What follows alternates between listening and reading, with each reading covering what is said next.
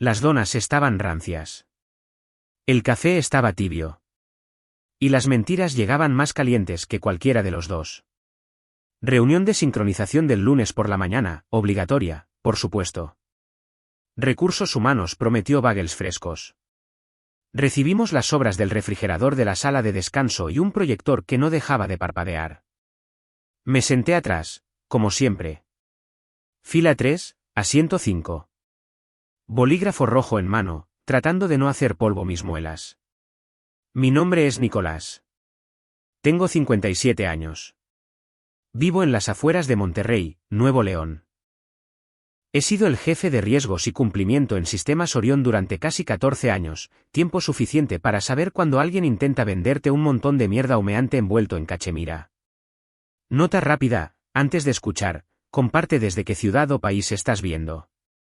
Carlos entró tarde, sosteniendo una botella de agua reutilizable y una computadora portátil que probablemente costaba más que mi primer coche.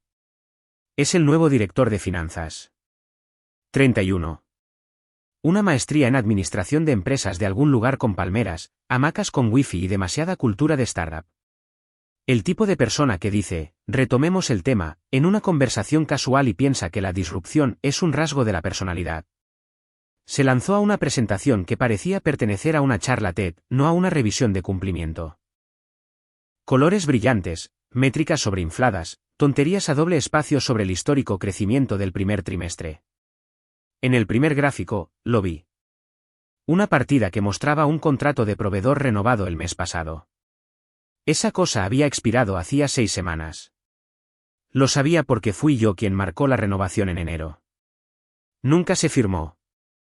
Siguiente diapositiva, enterrado en mejoras de capital, un número que saltaba a la vista como un letrero de neón en un apagón. Reparaciones diferidas listadas en 0. ¿Cero?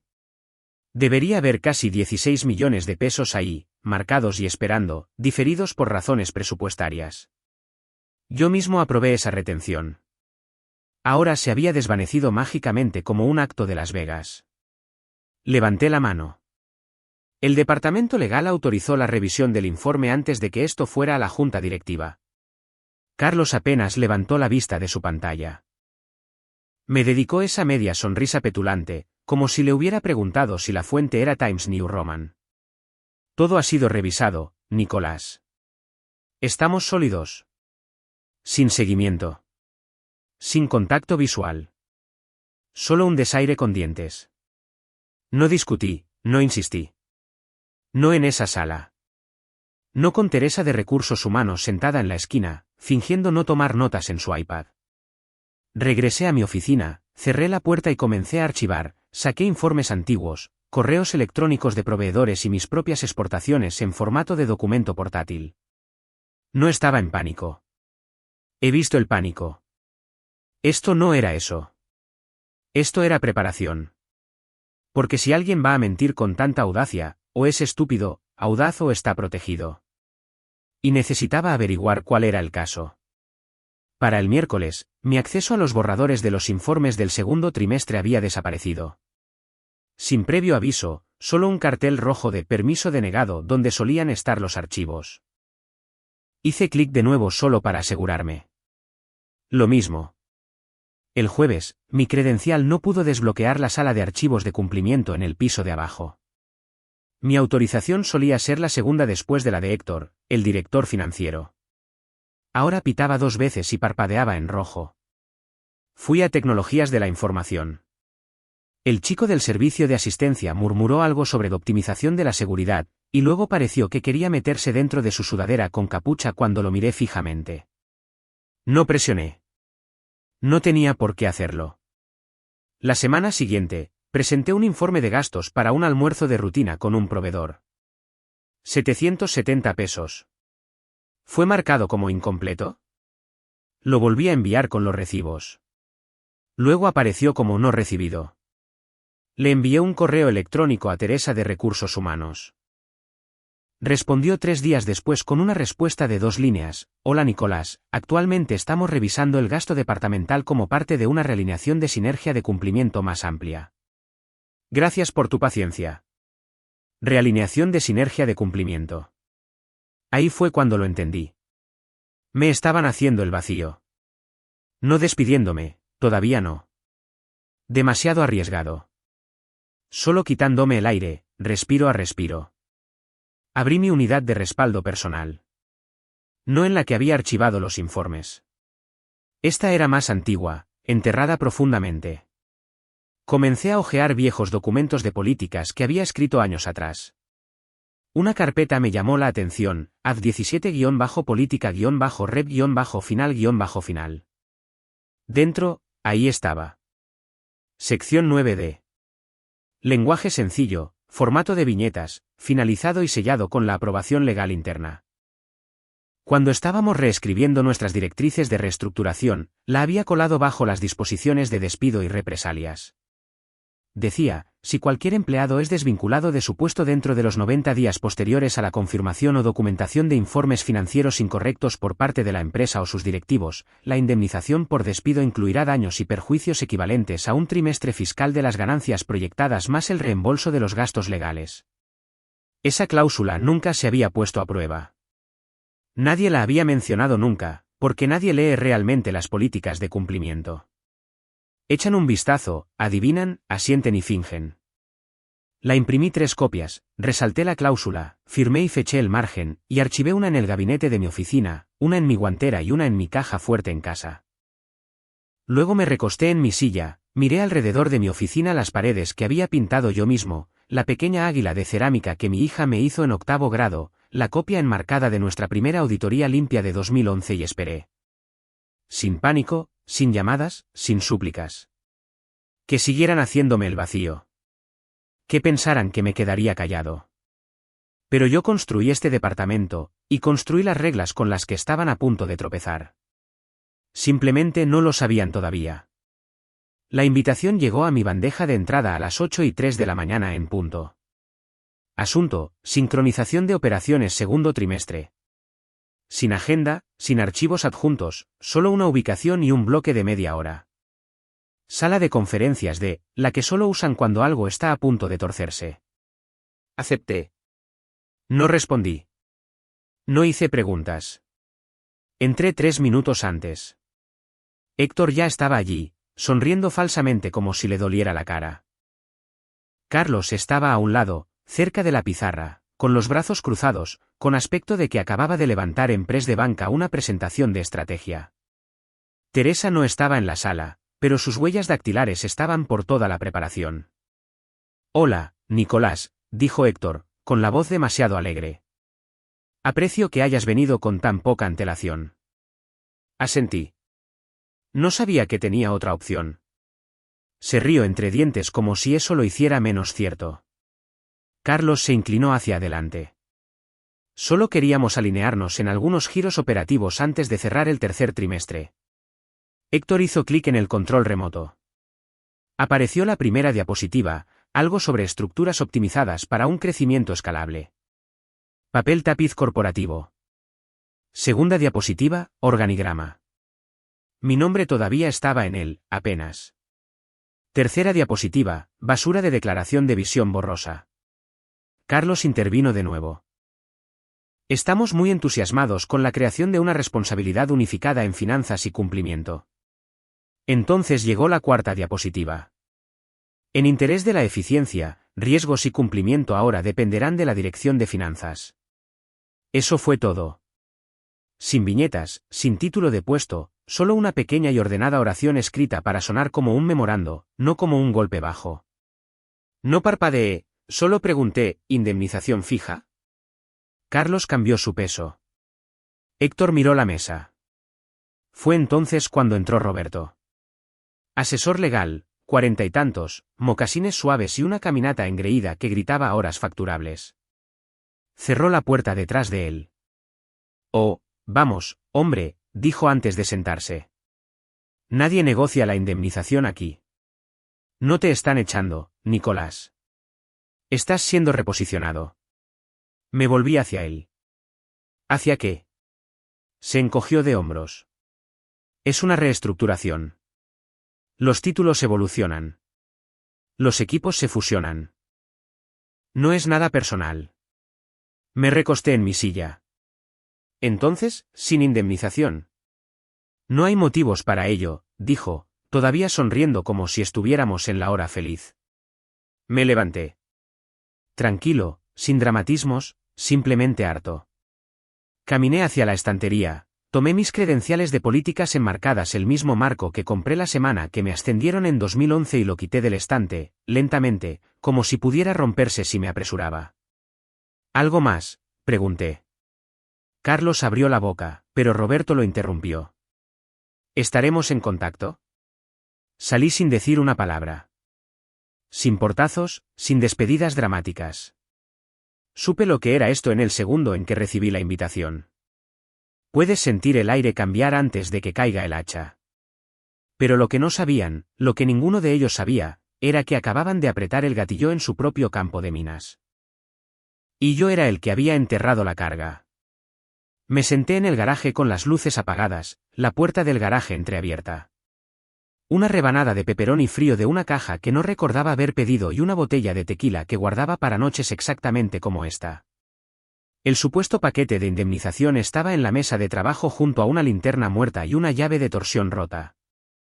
2 hojas grapadas, sin membrete, sin disculpas, solo texto estándar. Dando marcha atrás después de jurar que no me debían ni un centavo. 4 semanas. Ni un peso más. Tomé mi teléfono y busqué a Miguel Benítez. La última vez que hablé con él fue en un funeral. Antes de eso, en una fiesta de divorcio. La mía. Respondió al segundo timbre. Jesús, Nicolás. Sí. ¿Todavía desayunas demandas? Solo las buenas. ¿Qué hicieron?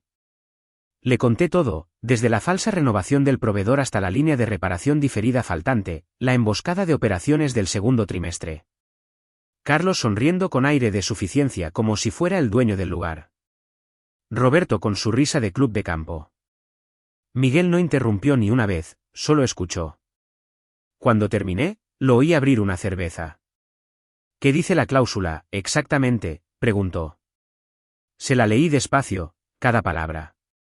Cuando llegué a un trimestre fiscal de las ganancias proyectadas más el reembolso de los gastos legales, silbó bajo por entre los dientes.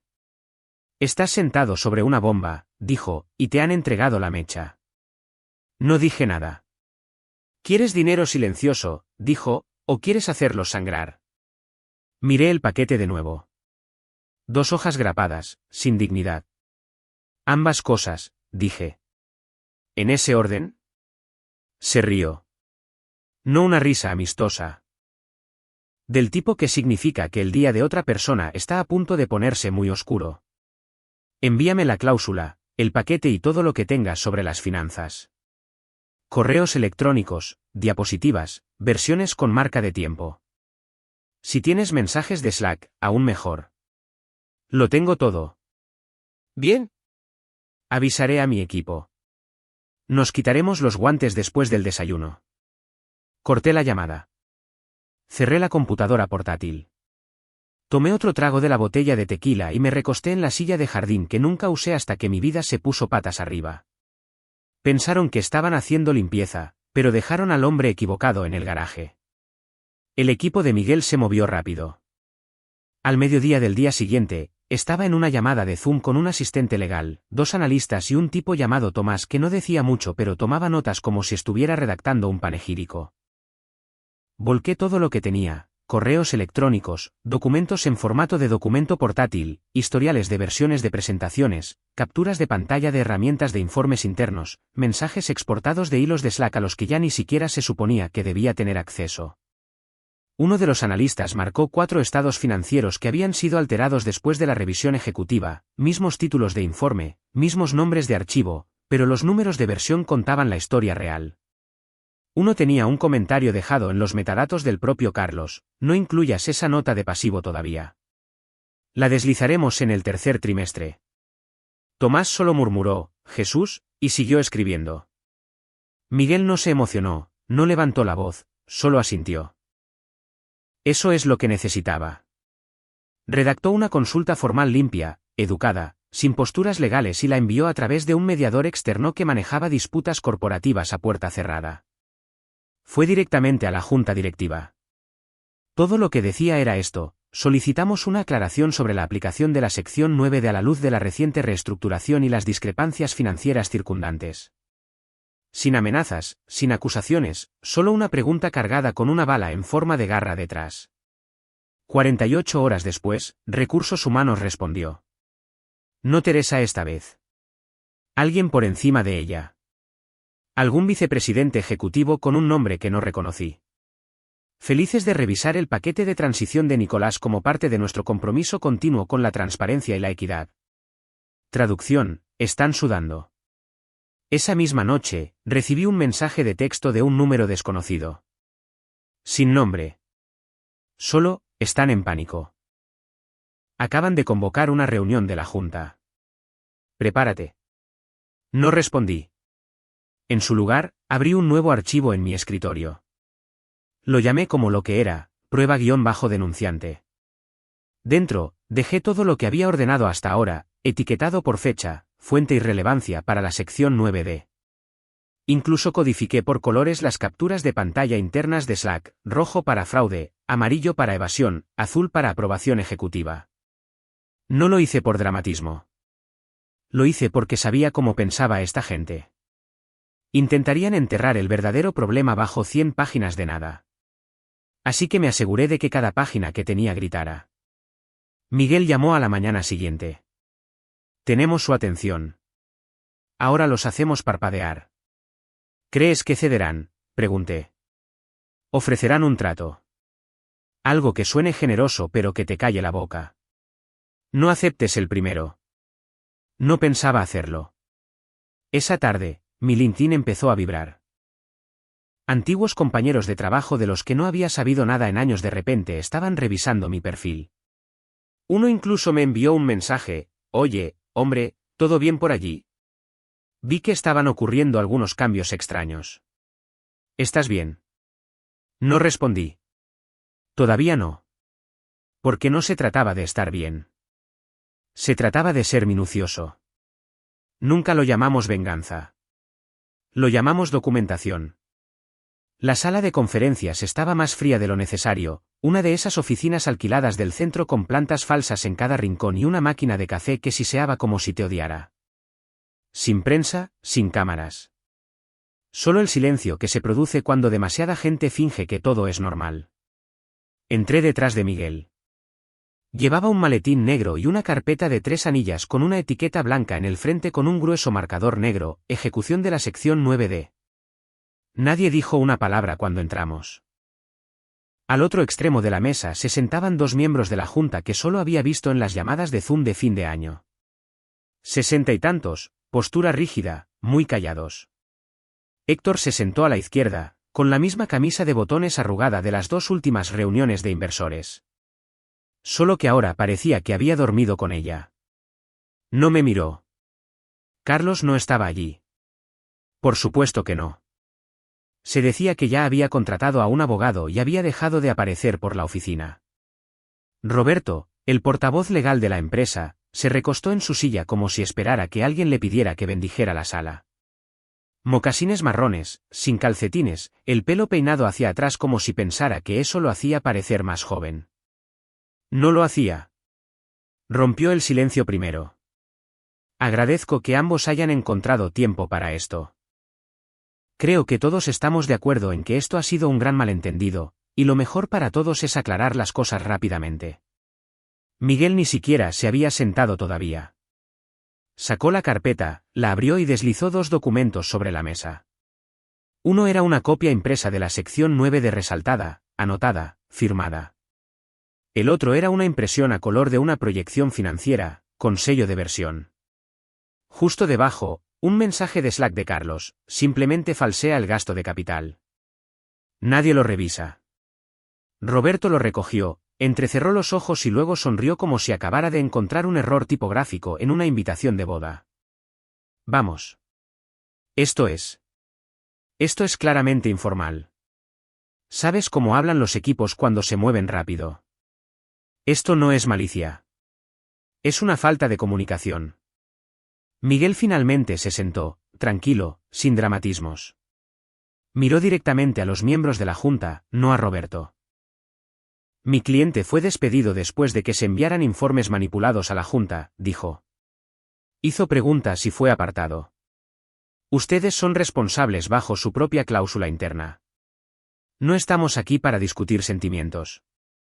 Un miembro de la Junta, traje gris, manos entrelazadas, suspiró. ¿Qué están pidiendo? Miguel no parpadeó. 24 millones de pesos. Carta de irregularidad. Acuerdo de confidencialidad firmado. Fondos transferidos en 15 días hábiles. Roberto soltó una risa corta y nasal. ¿Están pidiendo 8 cifras porque alguien leyó mal una partida? Miren, se inclinó hacia adelante, ofreceremos 8 semanas de paga. Eso ya es generoso. Miguel no dijo nada. Simplemente metió la mano en su maletín, sacó otra carpeta y la abrió lentamente. Dentro había un sobremarcado, copias CNBV con un marcador rojo. Lo colocó en el centro de la mesa. No lo empujó hacia adelante. Ni siquiera lo volvió a tocar. La sala quedó en silencio, como si alguien hubiera silenciado la realidad. Roberto se aclaró la garganta. Héctor miró su regazo como si hubiera algo allí que valiera la pena salvar. Uno de los miembros de la Junta murmuró algo en voz baja, luego alcanzó de nuevo la impresión de la proyección. Nadie se movió durante un minuto entero. Yo no hablé, ni una sola vez. No era necesario. El peso de lo que hicieron, de lo que casi se salieron con la suya, ya les subía por el cuello. Se podía sentir, como un alambre apretándose. Entonces, la taza de café de alguien cayó al suelo. Porcelana ruidosa sobre baldosas. Hecha añicos. Nadie siquiera miró para ver quién la había dejado caer. Miguel se recostó, todavía tranquilo. 15 días hábiles. O hecho ese sobre al correo antes del almuerzo. Nadie discutió. El café ni siquiera se había secado del suelo cuando comenzó la campaña de desprestigio. 3 días después, alguien de Tecnologías de la Información, extraoficialmente, me envió por texto una captura de pantalla de un mensaje de Slack que circulaba por los canales internos. ¿No fue Nicolás el que lideró ese sistema de respaldo del año fiscal 17? ¿Quién puede decir que no plantó él esa cláusula? Ni siquiera estaban siendo sutiles, solo lanzaban suficiente lodo para ver que se pegaba. Miguel no se inmutó. Que difamen, dijo. No vamos de farol, y lo saben. Por eso están en pánico. Tenía razón.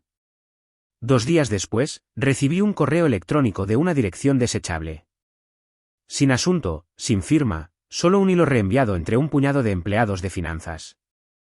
Línea de asunto, podemos adelantarnos a la cláusula del tipo de riesgos. Lo leí 2 veces, y una tercera vez solo para asegurarme.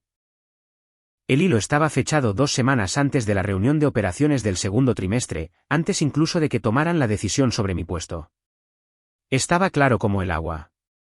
Sabían de la cláusula antes de despedirme, y estaban luchando por encontrar una forma de evitarla. Una línea destacaba: ¿hay alguna manera de reposicionar esto como una reestructuración, no como un despido? Tiene una cláusula vinculada a informes financieros incorrectos. No podemos activarla. No respondí al correo electrónico. Simplemente se lo reenvié a Miguel. Me llamó 1 hora después. La Junta lo recibirá. La CNBV lo recibirá. ¿Hoy? ¿Estás seguro de que no estamos jugando demasiado fuerte nuestras cartas?, pregunté. De hecho, se rió. Nicolás, ya se rindieron. Esto es solo recoger los recibos. Luego lo envió. El hilo completo a la junta directiva con copia a un tipo que conocía en la CNBV. Dijo que no lo haría público a menos que decidieran ser estúpidos. No respondieron. Esa noche, asé una carne por primera vez en meses. Me senté en mi porche con una cerveza y una sudadera con capucha. Sin mensajes de texto, sin llamadas, solo silencio. Sabía lo que venía. No necesitaba que dijeran nada. Porque cuando una empresa empieza a susurrar mentiras, no es confianza, es miedo. Y el miedo no va de farol. El informe de ganancias se publicó un martes. Ni siquiera lo busqué. Miguel me lo envió directamente a mi bandeja de entrada con el asunto, página 39. No tardé mucho en encontrarlo, ajustes posteriores a la presentación debido a pasivos diferidos. Sin detalles, sin explicación. Solo una nota al pie de página escondida al final de una página que nadie lee a menos que la esté esperando. Ese fue el detonante. Miguel presentó la demanda final de arbitraje menos de una hora después. Ejecución total, honorarios legales incluidos. La cláusula 9 de en todo su esplendor. 72 horas.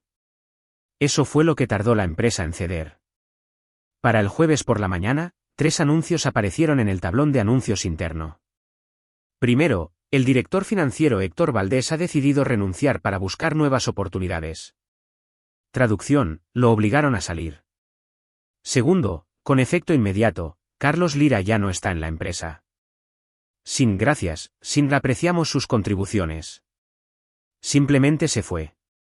Tercero, el asesor jurídico general Roberto Terán ha concluido su mandato en Sistemas Orión. Limpio, frío y final. No esbocé una sonrisa. Todavía no. Porque esa misma mañana, recibí una llamada de un número desconocido. Respondí. Era alguien de la junta directiva. No entendí el nombre. No me importaba. Fue educado, cuidadoso. Dijo que habían aceptado todos los términos. 24 millones de pesos, honorarios legales cubiertos y una carta. Sin ceremonia, sin disculpas, solo una línea en papel con membrete oficial, reestructuración indebida reconocida. Miguel ya había visto la confirmación de la transferencia antes de que yo colgara el teléfono. Me envió un mensaje de texto, pago completo liquidado. Sabían que no tenían ninguna posibilidad. Y así, sin más, se acabó.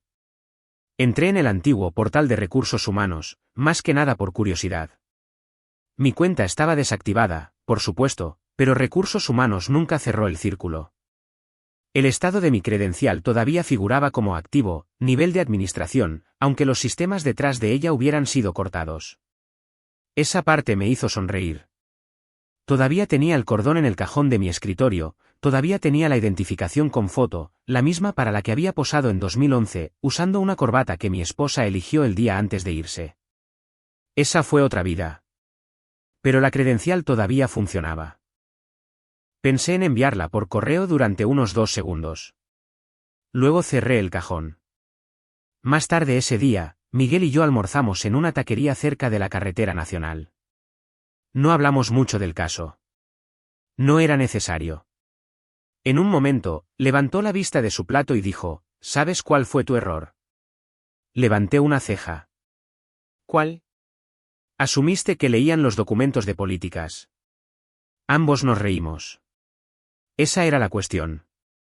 No había sido más listo que ellos. Simplemente había sido minucioso. Mintieron a plena luz del día. Yo esperé en la oscuridad con los recibos. Y ahora ellos estaban fuera. Yo estaba resarcido. Y lo único más ruidoso que el pago fue el silencio que le siguió. Una semana después, firmé el acuerdo final en una sala de conferencias medio vacía. Sin discursos, sin disculpas, solo una firma, un apretón de manos que no acepté y silencio. Todo había terminado.